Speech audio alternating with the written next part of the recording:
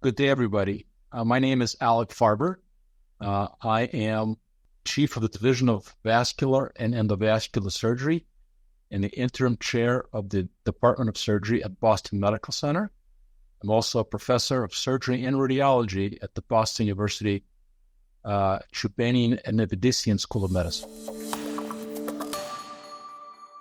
PAD has been a topic of conversation recently because its prevalence is increasing. More than 230 million people across the world have it. And because of the epidemic of diabetes and metabolic syndrome, the prevalence continues to increase. And because PAD has not been studied as much as some of the other fields in cardiovascular disease, there are a significant number of unmet needs that exist. So, for instance, these patients with PAD, and specifically those with chronic life-threatening ischemia, which is the worst type of PAD, have extremely high mortality. We don't have a great understanding about what the runoff in the foot is. In other words, the blood vessels that are coming back after occluded blood vessels in the leg, in the foot or distal calf. How do you really understand these blood vessels and their role in distal perfusion? Another question is, what is best endovascular therapy? Endovascular therapy is a big part of how we treat PAD, but which techniques are best? It's not clear. How do these techniques compare to one another? And what is best endovascular therapy? What sort of anatomy is optimal for endovascular therapy? Which patient-reported outcomes measure should we use? It's not clear. We know that it's important to use patient-related outcomes, but which ones are best? And then lastly, how do we create a shift in research and trial execution in this space to be similar to what's happening in cardiology and oncology, where every patient is enrolled into a trial, where everybody participates and our patients have the opportunity to benefit most? I think that Best CLI was a landmark trial in a space which only had one other randomized trial, and really brought light on the evidence base and in the space of chronic and threatening ischemia. And this trial and further trials like Basel 2, Basel 3, SweetPad, other trials are going to continue augmenting what we know about how to best take care of patients with chronic and threatening ischemia. What have we learned? We have learned the following things. First of all, patients with chronic and threatening ischemia have a very high cardiovascular mortality, and they require optimization of medical therapy, smoking cessation, risk factor modification, and more research is needed to identify how to improve these mortality rates.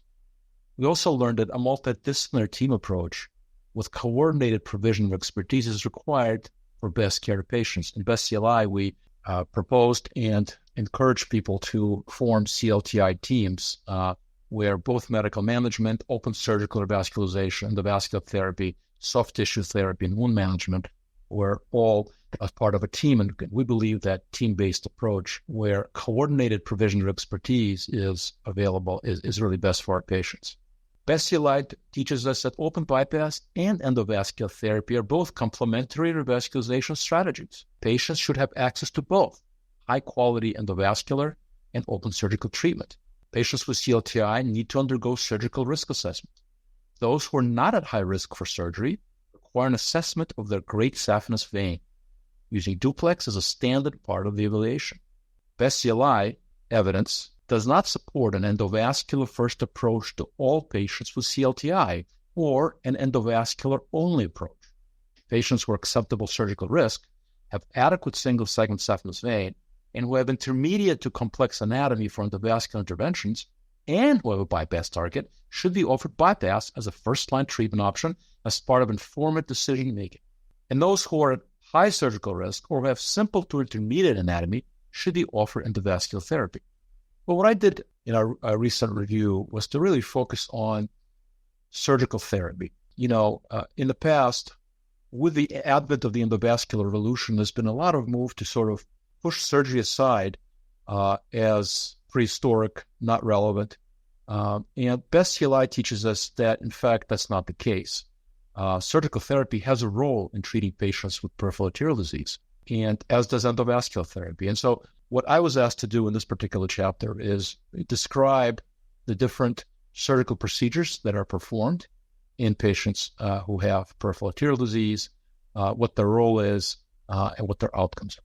So for peripheral arterial disease, we like to split up the procedures into three different buckets. So first, there are inflow procedures. These are procedures that get blood into the groin, things like aortobifemoral bypass or axillofemoral bypass or femoral bypass or thoracofemoral bypass.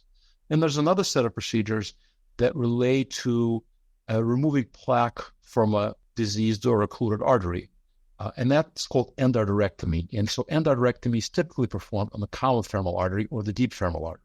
And then lastly, the third bucket contains those bypass procedures that relate to the leg itself that are performed below the groin. And that we sort of term it as infrainguinal bypass. An infrainguinal bypass can be performed using multiple conduits. The best conduit is single segment great saphenous vein. But there are other conduits, such as arm vein and short saphenous vein, composite vein bypass, and then things like prosthetic cryopreserved saphenous vein and so forth.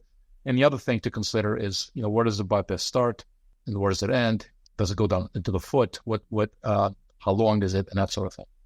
The take-home message is that open surgical therapy is here to stay. It has a role in the treatment of patients with peripheral arterial disease, just like endovascular therapy does, just like soft tissue, wound management does. When you talk about cancer, you don't limit everything to just radiation therapy. Everybody understands that there's a role for chemotherapy, radiation therapy, and surgery. We need to start thinking about peripheral arterial disease in that scope.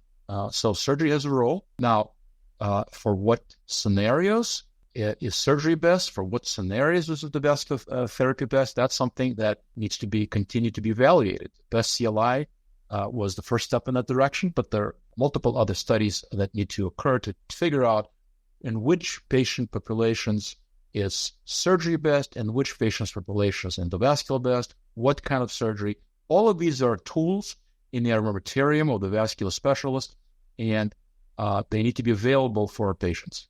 I'll start with the opportunities. There's a great opportunity to answer the questions that need to be answered.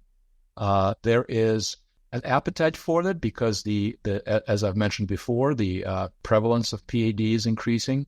More patients are ill with it, and there's a paucity of level 1 evidence. So there's all sorts of opportunities out there. It's really a wonderful time to be in this space. The challenges, of course, are financial. How do you raise enough funds to be able to answer these questions? How do you figure out what the right questions are? How do you implement evidence base? We were fortunate to have been funded by the Novo Nordisk Foundation to not just answer the remaining questions that need to be answered in Best CLI dataset, but create a Best CLI collaborative, which is a collaborative that includes 25 or so experts from across the world who are brought together for a total of 3 meetings to figure out how we can best figure out, implement the data that we have, interpret it, implement it. How do we formulate the next series of questions that need to be asked? And most importantly, how do we fund the next series of trials?